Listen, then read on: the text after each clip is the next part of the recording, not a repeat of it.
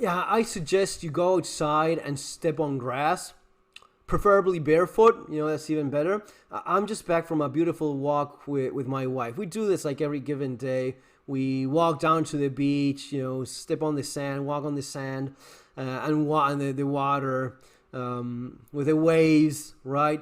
That's always nice. Nice amount of sun, and then we come back walking through a beautiful park and stopping in a coffee shop that we like. I don't share any of that because it's part of private life and whatnot. I don't show my my wife, my family, my kids. It's limited to this. This is as much as I feel comfortable sharing. That doesn't mean I'm a fucking Pokemon. I'm not trapped in your little screen in your cell phone. But I just limit it to this. Guys, because things are gonna suck. They are going to be very bad for a very long time. A number of reasons, but mostly what Donald Trump was just explaining here, his approach to how he feels everyone else has been treated in the United States, and what he expects everyone else to do, and how that's simply extremely, extremely unlikely to happen, I just don't see a chance of that.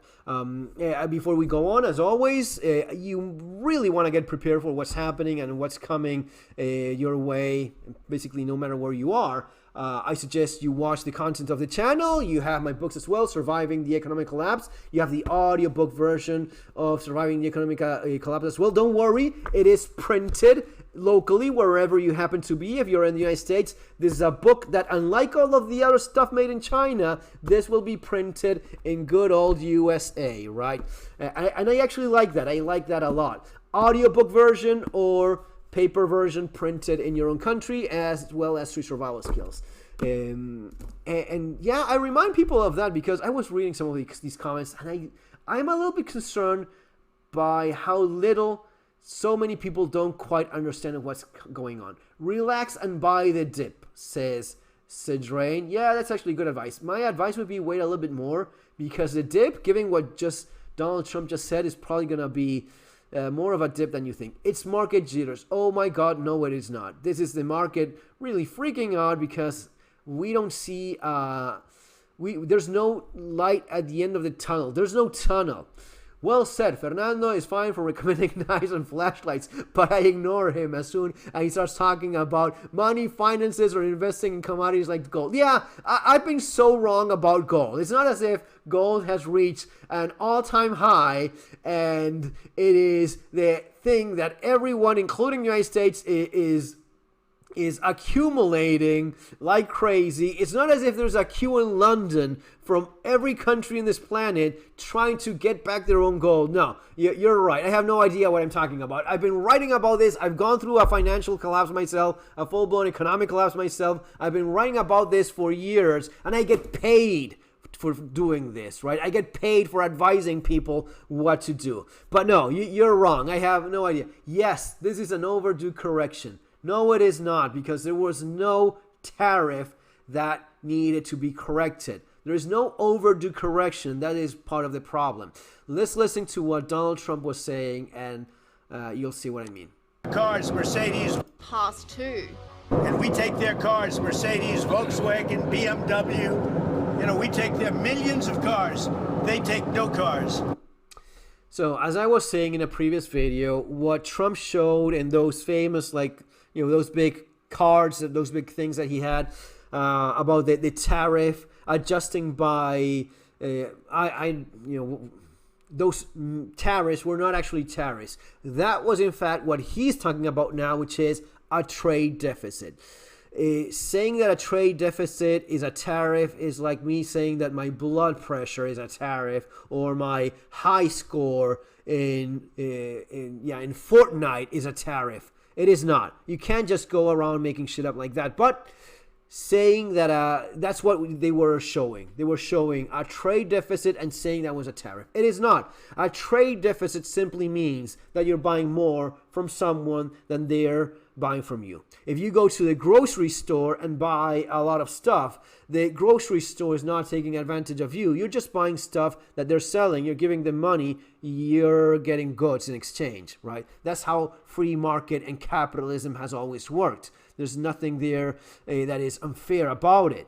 But Donald Trump is trying to make this point of it is unfair because we buy more from them than they buy from us. Of course, because you are the richest country in the world that also happens to be the currency that is used by everyone. The US dollar is the world's reserve currency, which you happen to print yourself. This, you have a lot of it, and you can spend it, and you can take advantage of, for example, impoverished nations like Vietnam that will make sneakers for you by American companies located over there, not because Vietnam was taking advantage of you, but because those American companies saw that it was cheaper to make those products in these poor countries, cheaper workers, less workers' rights and conditions, so it was cheap to make it, and then you export it to the United States by the same companies that are American. The American company is the one that decided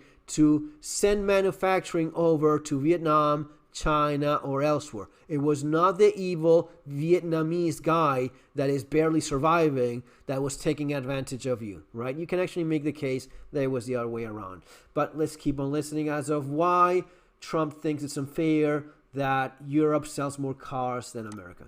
They don't take our farm product. They don't take anything. Europe's treated us very badly. We put a big tariff on Europe. They are coming to the table. They want to talk.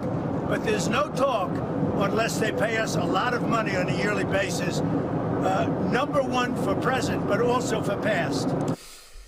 So much to unpack there. First, in terms of cars, why is it that Europe does not? And let me make this this is very important for you to understand.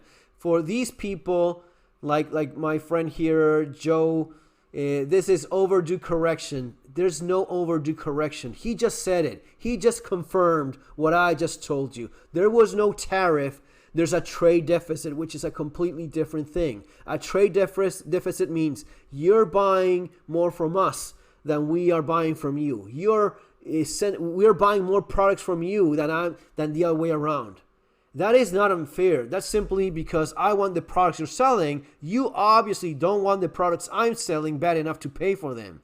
That is capitalism as it works. And you will never, listen again, you will never have perfect equilibrium. How on earth can you possibly have a perfect equilibrium of trade with an impoverished country like Vietnam? How could you have a perfect equilibrium with anyone when this is all about free market and how much I want to buy from you? So, why is it that Americans buy cars from Germany? Because they like Audi cars, they like BMWs, they like Mercedes, they like driving around in German cars, they like driving around in fancy cars. What is it that Europeans like? Well, they like fuel-efficient manual transmission cars, right? Or electric cars. Europeans buy a lot of Teslas. Teslas are made in the United States as far as I know, right? Tesla, Elon Musk, rings a bell. Europe buys a lot of those. Maybe make more cars that are appealing to the European market. That's how you get people to buy more from what you're selling.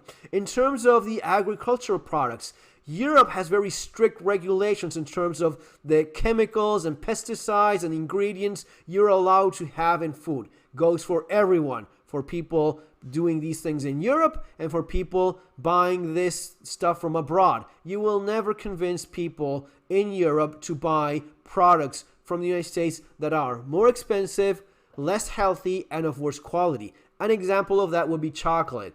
Hershey chocolate, honest to God, tastes like vomit. I don't know if you tasted it recently. It is vomit-inducing stuff.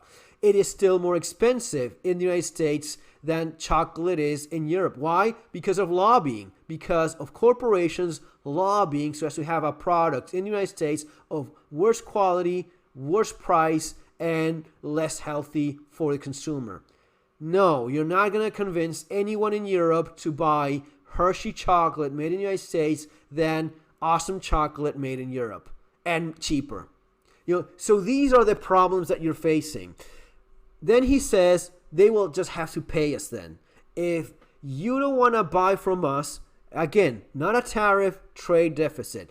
If you don't, and the idea that you're upset because and wanting to have this perfect equilibrium, no economist, no one with any kind of common sense could possibly agree to such a thing.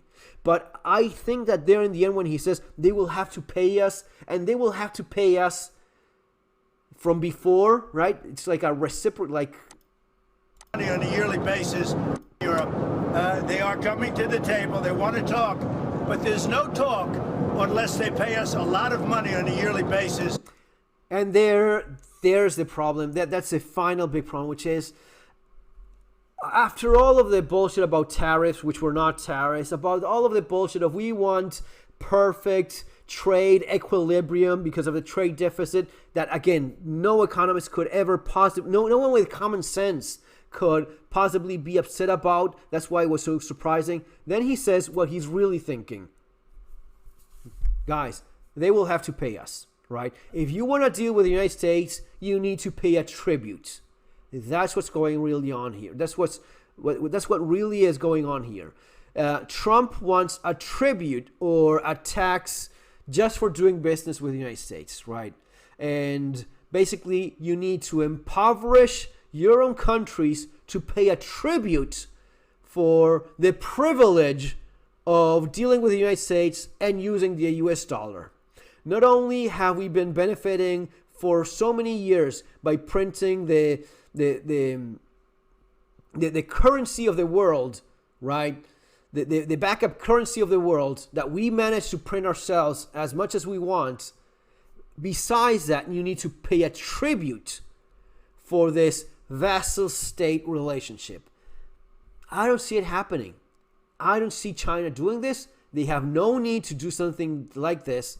I don't see Europe doing this either. Europe has no need to buy, well, so many things. Exactly what is it that Europe desperately needs from the United States to survive? I mean, if it was China doing this, that would be a complicated situation.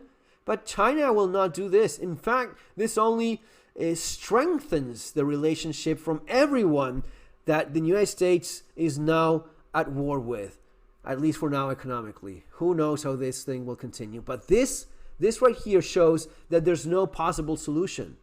There is no solution because there's not going to be any trade perfect equilibrium. There's not going to be a zero-sum trade relationship, and there's no logical, sane, reasonable conversation to be had in terms of, okay, we put a little tariff on this or that. No. It is just, you need to pay a tribute for the privilege of dealing with the United States.